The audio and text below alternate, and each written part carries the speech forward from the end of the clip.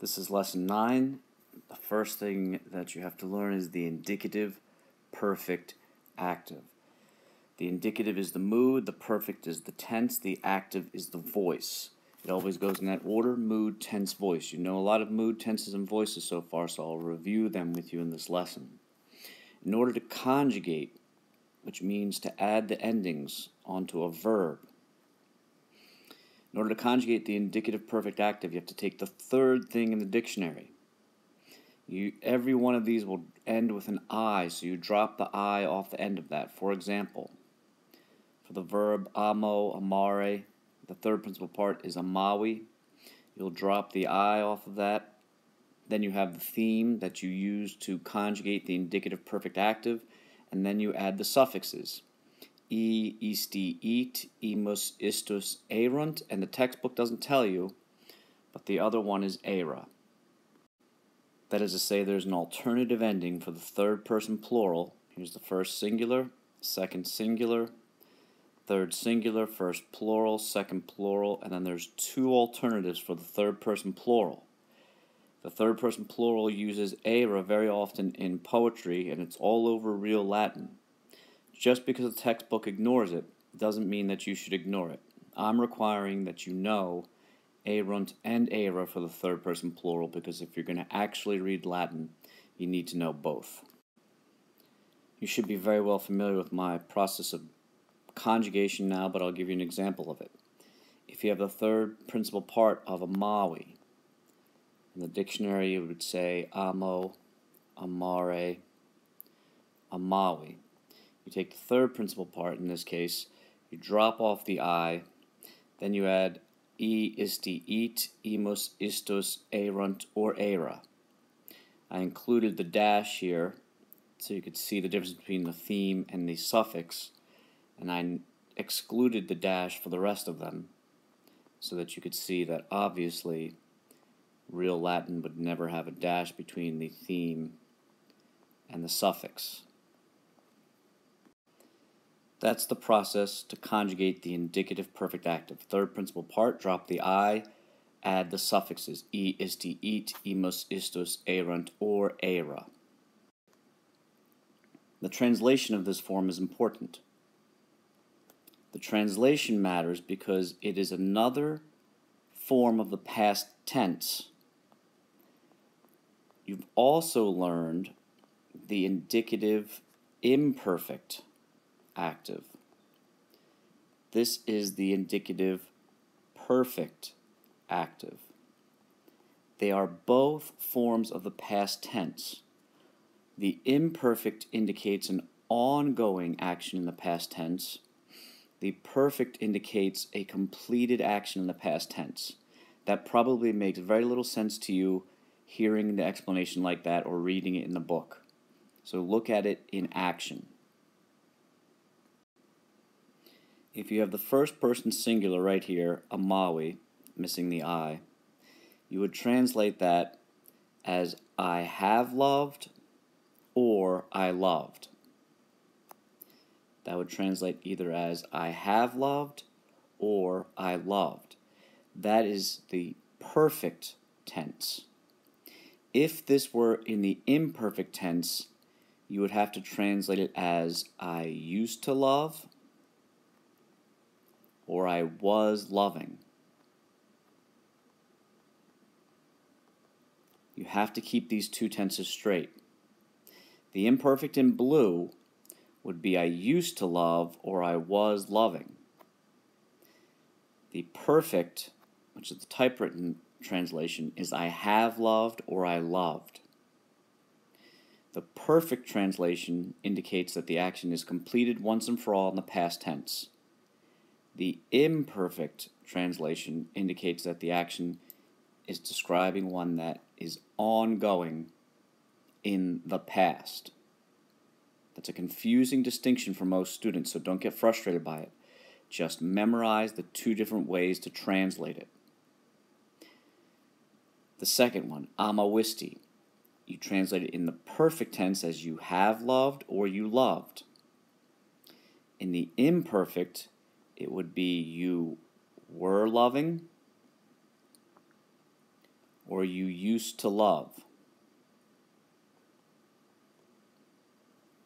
You have to be able to keep these distinct. The imperfect is you were loving or you used to love, whereas the perfect is you have loved or you loved. It's a minor distinction in English that you probably never thought about. In all honesty, it doesn't matter that much in Latin, especially because you will probably never be writing letters in Latin or emails in Latin or speaking Latin. At the same time, you have to understand this basic distinction because I will test you on it. It's not the most important thing in Latin, but it's a necessary distinction for you to make. Amawit says he has loved, or you can abbreviate it as he's loved, or you've loved, or I've loved. Or he has loved, or he loved, or she loved, or it loved. Again, the imperfect would be he used to love or he was loving. Amawimas. We have loved, or simply we loved, whichever sounds more natural when you translate. Amawistis. You all loved, or you all have loved. And amawerunt or amawera both translate as they loved or they have loved. The imperfect would be we used to love or we were loving. The imperfect here would be you used to love or you were loving. And amawerunt or amawera, if it were in the imperfect, would translate as they used to love or they were loving.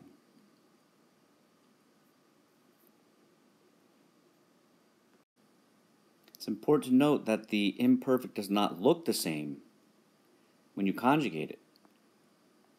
In Latin, for example, it would be amabant versus amawerunt or amawera.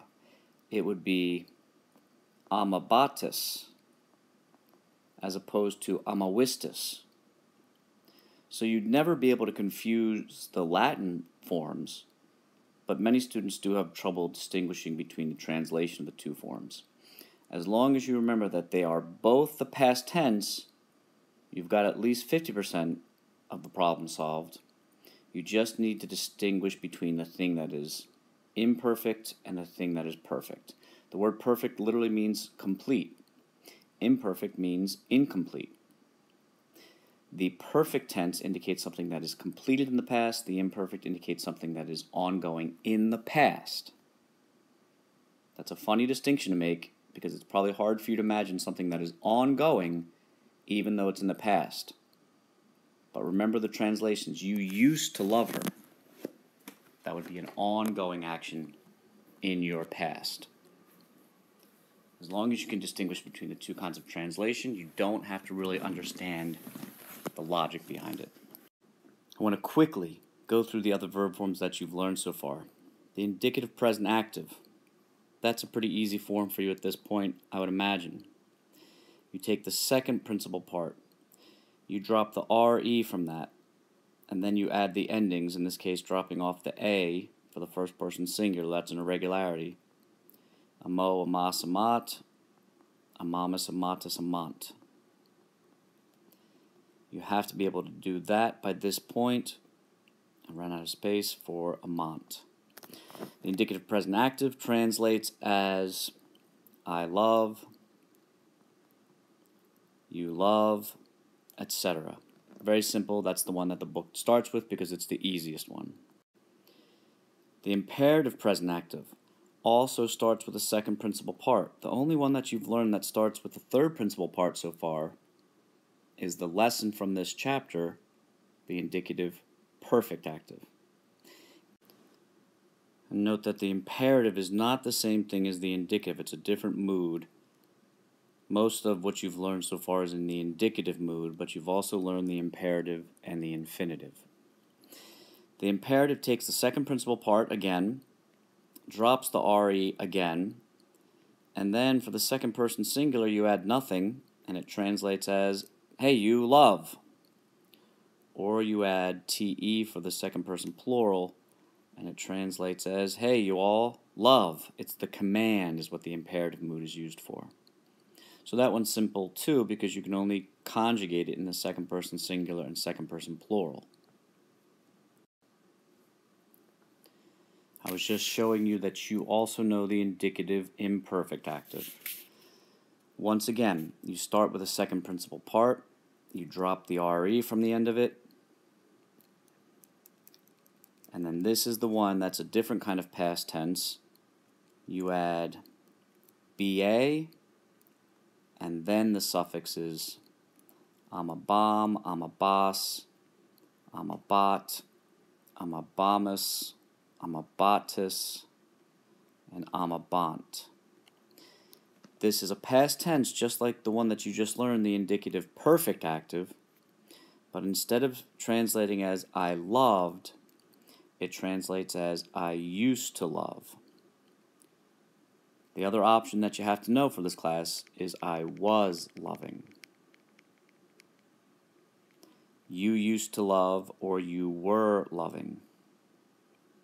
He, she, or it used to love, or he, she, or it was loving. If it were the perfect, it would be translated, it would be spelled differently first of all, and it would be translated as I loved, or I have loved, or you loved, or you have loved. That's the difference between the indicative perfect and the indicative imperfect. For the indicative future active, it's a similar process. So far, you only know the first and second conjugation for the indicative future active, and that's true for most of these tenses as a matter of fact, but the indicative future active is particularly different in the first and second conjugations. Again, you take the second principal part, drop the RE. Now you have your theme. You add BI, O, and in this case the I goes away. That's an irregularity, but it's a regular feature. It's a regular irregularity, if you'll allow me to say that. And then I'm a bis, I'm a bit, I'm a bimus, I'm a bitus, and I'm a bunt. This translates as I will love, you will love, he, she, or it will love, we will love, you all will love, and they will love. The infinitive present active, note that again the infinitive is a different mood than the normal mode that you work with, the indicative. The infinitive mood is simple. It's just the second principal part, as it is. Don't need to change it, don't need to conjugate it. It translates as to love, or to warn, or to praise.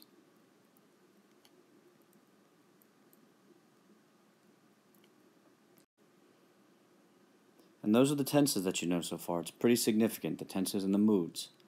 You know the indicative perfect, that's new for today. The indicative imperfect, which is another form of the past tense. You know the indicative present active, the indicative future active, the imperative present active, and the infinitive present active, which is simply the second principal part. That's a lot. You need to be practicing these. I'm going to start introducing something called a verb synopsis, which will be a very useful exercise for you. It's something I'll test you on. Point number 3 for today is that you must memorize the principal parts that are presented in the dictionary because they are unpredictable. In particular, the third principal part, especially for second conjugation verbs, is not always predictable. For the first conjugation, they're pretty easy to memorize. For the second conjugation, they are not always predictable.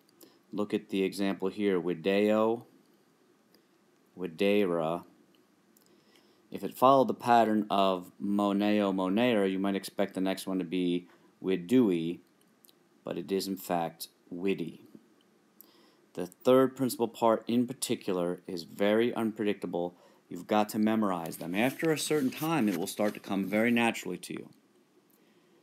But until you start memorizing them, and have memorized probably a few hundred, it will be a little bit confusing for you to be able to predict these principal parts.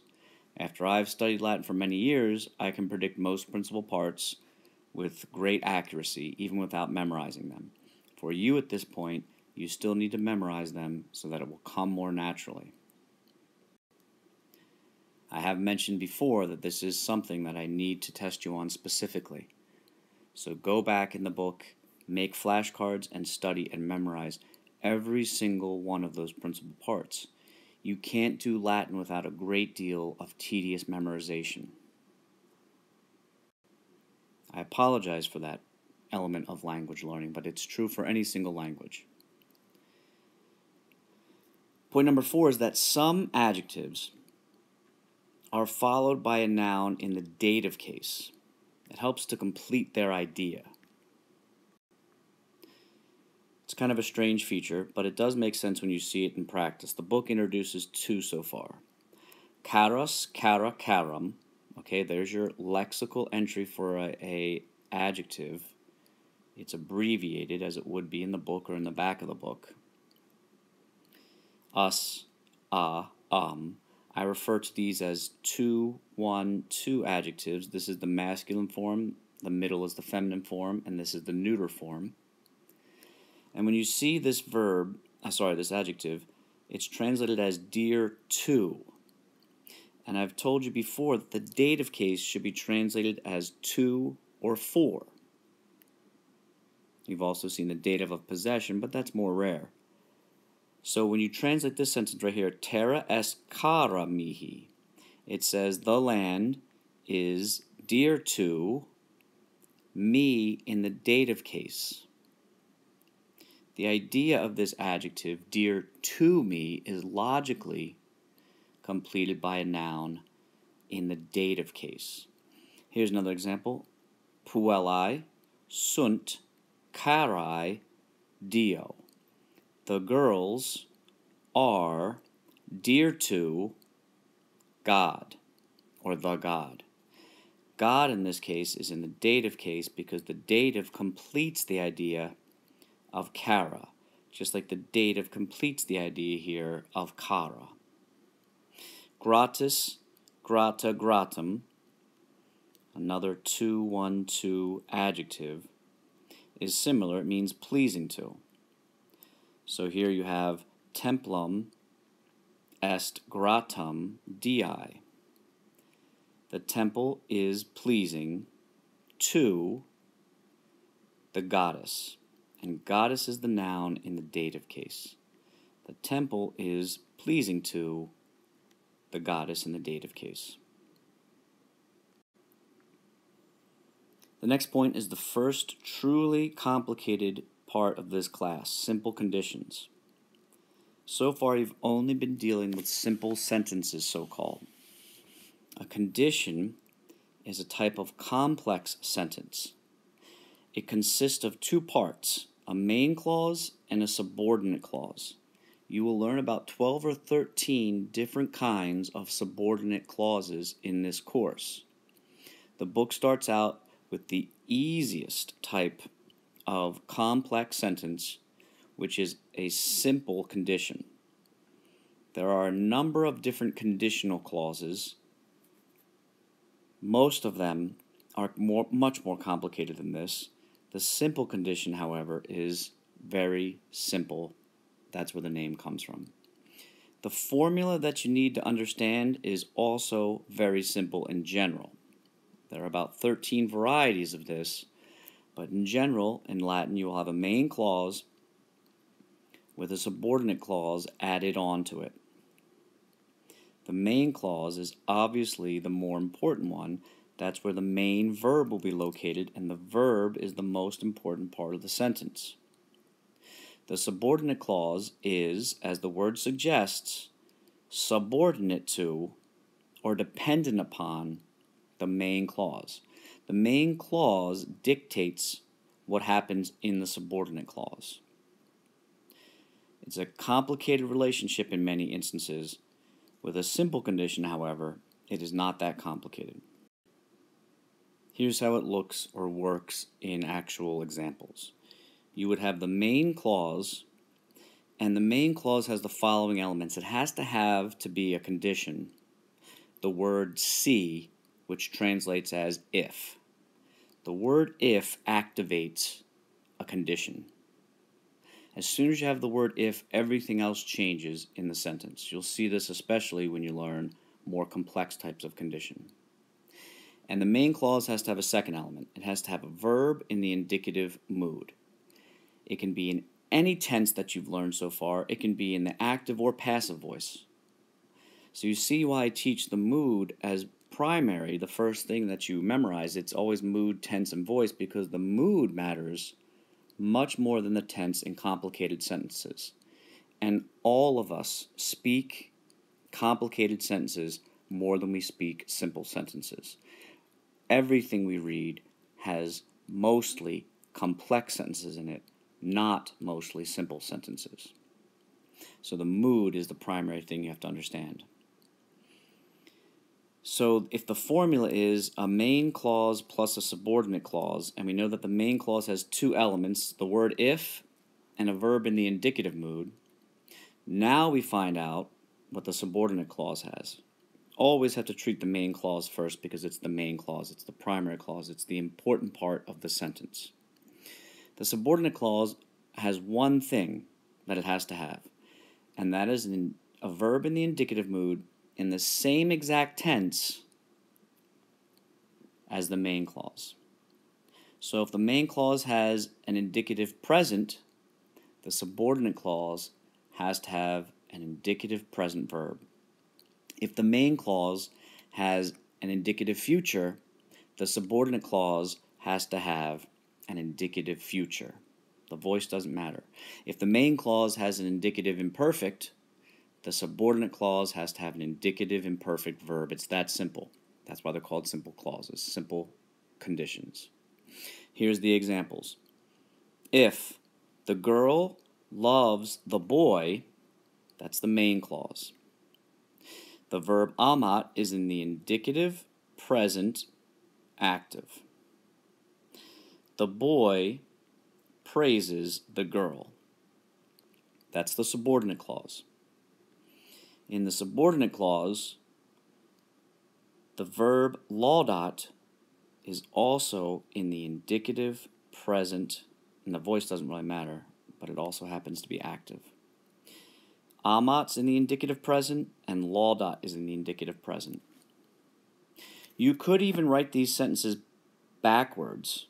It does not change their relationship. You can say the boy praises the girl if the girl loves the boy. That doesn't matter. That word order does not matter at all, because the main clause is still the one that has if in it. You can write them in any order. This could read, the boy loves the girl if the girl, loves the boy.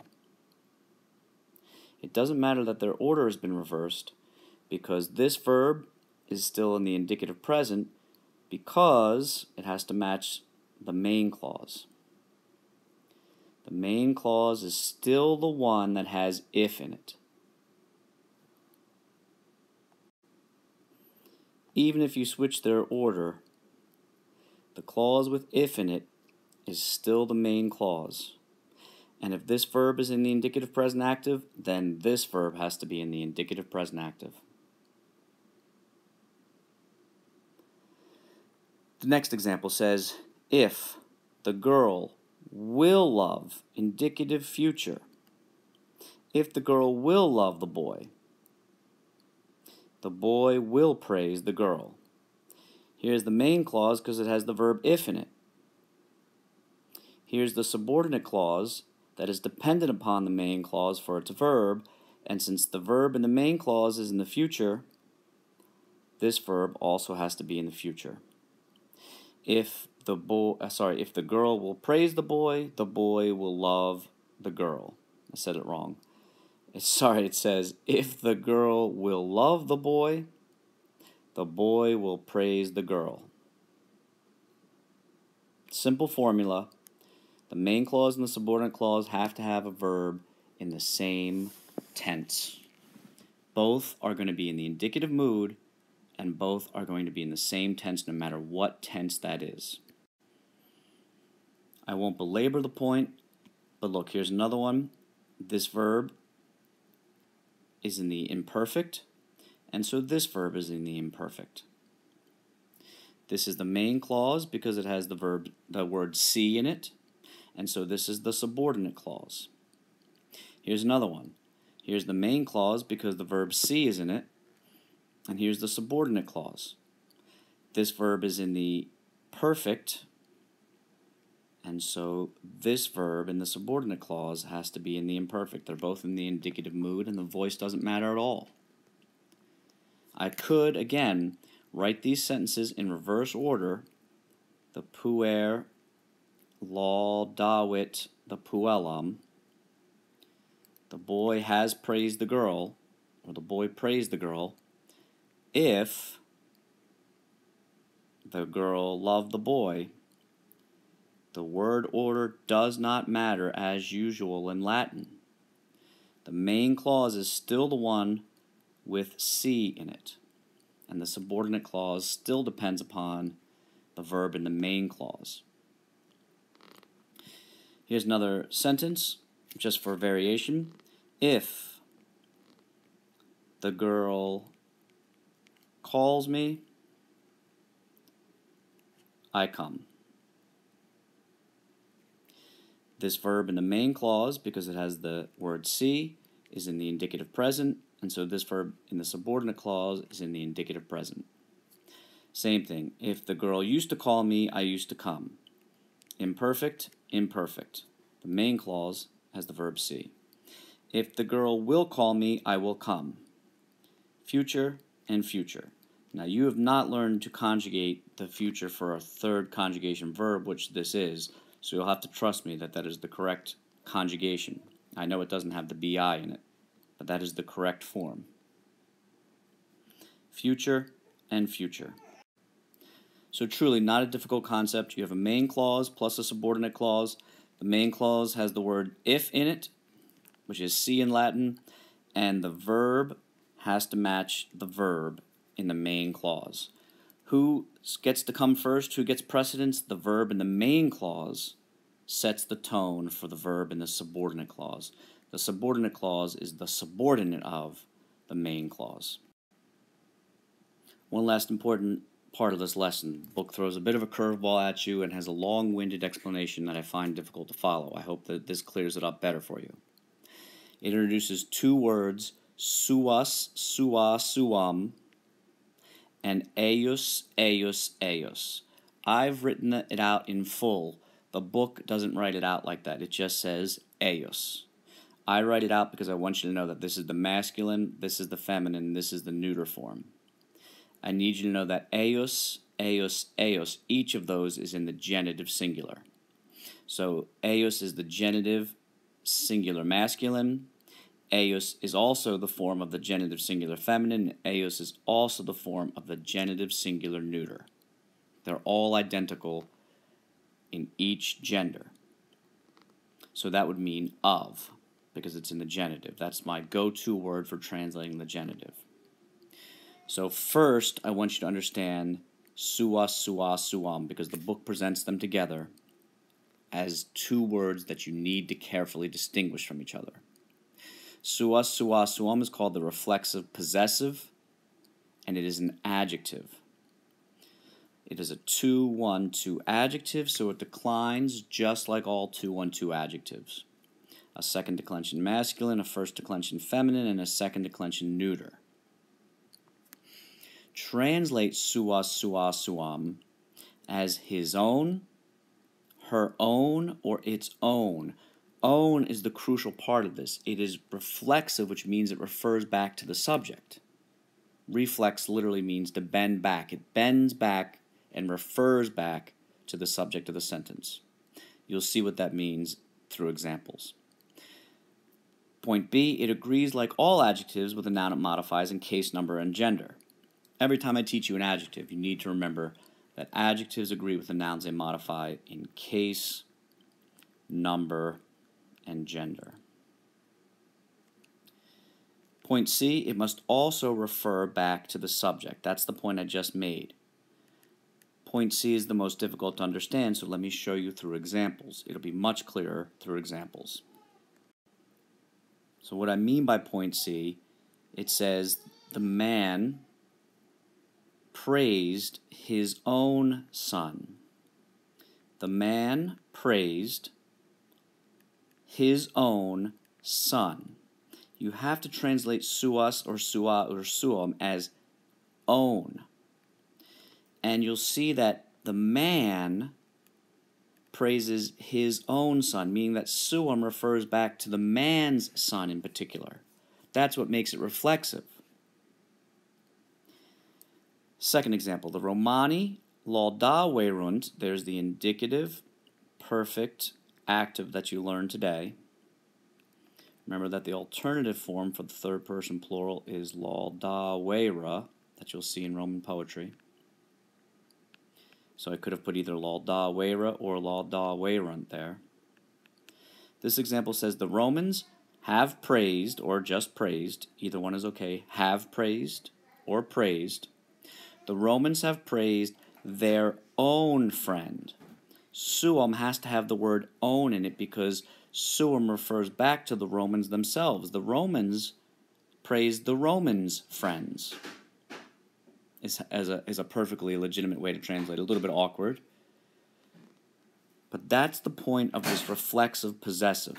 It'll be easier to understand, especially when I contrast it with eos, eos, eos. So now let's look at eos, eos, eos.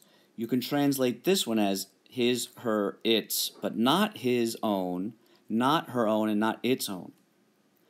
Or again, since I like you to translate the genitive as of him, or of her, or of it, you can always use that option, unless it sounds too awkward for your translation. That's possible. It could come out awkward. Now, when we look at examples of eos in comparison to suus is when you'll really understand the difference between the two.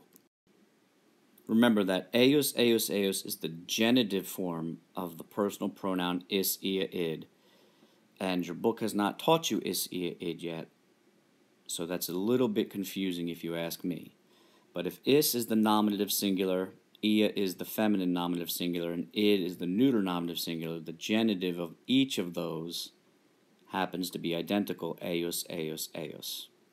And then you would eventually someday learn the dative, and you would learn the accusative, just to put this a little bit in context. And you'd learn the neuter accusative, etc. It's not something you need to learn now, but just so you understand what's going on there. Is, ia, id is the personal pronoun. Eos, eos, eos is the genitive form of that. Is, ia, id means he, she, and it. So eos, eos, eos means his, her, and its, or of him, of her, or of it. So look at these examples. That's how you really learn Latin, by reading it. The man praises his own son, because suum has to say own in the translation. Contrast this to the man praises his son, not his own son. By his, we mean someone else's son. The first one says, John praises John's own son. The second one says, John praises Mike's son. John praises his son, but not his own son. It is a clear way to distinguish it. In English, you cannot tell the difference without the word own. Latin has two separate words to make that distinction more clear. Look at the second one. The Romans have praised their own friend. This one, the second one says, the Romans have praised their friend, meaning someone else's friend. The first one says, the Romans have praised the Romans' friend. The second one said, the Romans have praised the friends of the Celts. their friend. Not their own. If you use eios, eios, eios, and here's the plural of eios, eios, eios, it would be eorum for the masculine, eorum for the feminine, and eorum again for the neuter. Look at the next example. The woman has written letters to her own friends. Whereas this one says the woman has written letters to her friends, meaning someone else's friends, not her very own friends. You could also translate that one, or any of these, with eios or eorum in it, as the woman wrote letters to the friends of her. Again, this one up here could say the Romans praised the friend of them. And this one, the second one on the page, could say that the man praised the son of him.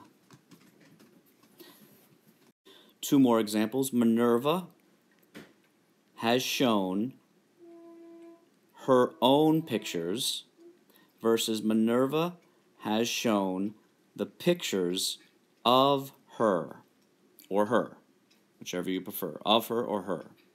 But in the second example, you could be saying, for example, Minerva showed her pictures referring to Arachne. In the first example, there's no possibility for it to mean Arachne's pictures. It has to be her own pictures. Sua, sua, suam is reflexive.